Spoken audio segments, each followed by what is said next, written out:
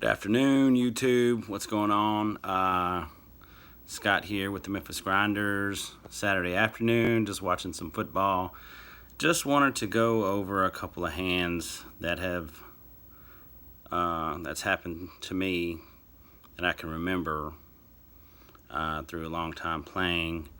The first one was playing in a cash game. What I used to do is I would work 4 to 10 or 4 to 12. And then get off and then go down to the local casino there in Tunica, Mississippi. They would have a 4 a.m. tournament. So what would happen is I would get off work about 12. I'd get down there about 12:45 and piddle in the cash game for a little bit until the tournament started. So this hand that I wanted to analyze with you guys was a pretty big hand. It was really nice. Unexpected hand, but it was nice. So as the action goes, I'm sitting in middle position, look down at pocket twos, the player under the gun +1, he made it 15 to go. We're playing 1-3, so I look down, like I said, at pocket twos, just make the call, maybe trying to hit a set or something maybe.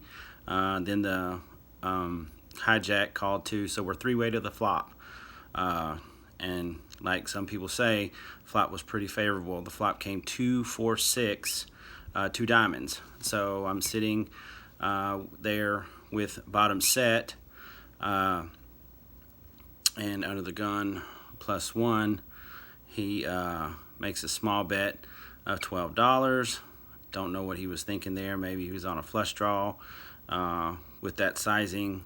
That's what I kind of put him on there. So there with bottom set, don't want to raise here. I don't want to try to scare anybody up. I want to try to keep the hijack in there. So what I do is I make the call too, and as well the hijack does. So everybody calls and we go to a turn.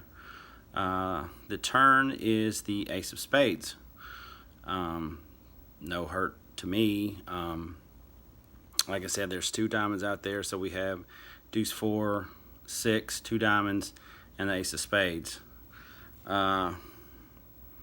Maybe 3-5 is out there, but I really doubt it with the way these guys had been playing all night. So on the gun +1, checks.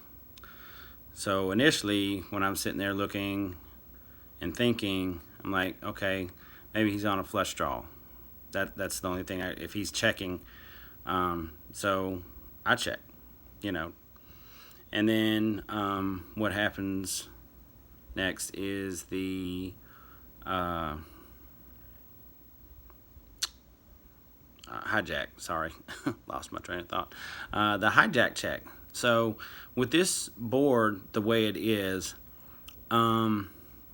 when I go back and look at it, I probably should have made a small value bet on the turn just to see where I stood in the hand. But here's where it gets interesting. The river is the ace of diamonds. So now I have 2s full, and there's 3 diamonds on the board. So under the gun +1 shoves for $70. Now, here I am sitting there thinking, how can I get the most money, even if somebody does have a higher full house, which I don't think they did, because the way they were acting and the way they checked on the turn. On the hijack, I put him on 2 overcards. I just really didn't think that he had any of the board. So I'm sitting there with bottom set. Now, on the river, I have a full house. So my thinking is, how can I get the most money out of the hijack? So what happens, like I said, under the gun +1, he shoved for $70. So I just smooth call, trying to entice a bet from the hijack position. Now here it gets real interesting. What happens is the hijack position, he shoves. He puts me all in. I have a stack of about 280. So I'm sitting there thinking, I said, what could I beat? Or did he hit his flush? Which I didn't put him on a flush draw. So what ended up happening, I made the call. Under the gun +1 shows 9-7 of diamonds, which he hit his flush.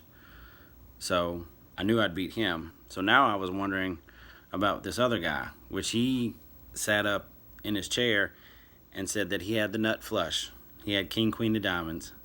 And I just happened to look at him. I said, well, unfortunately, it's no good, and rolled over my pocket twos for twos full of aces, a full house, scooping the pot for about $650.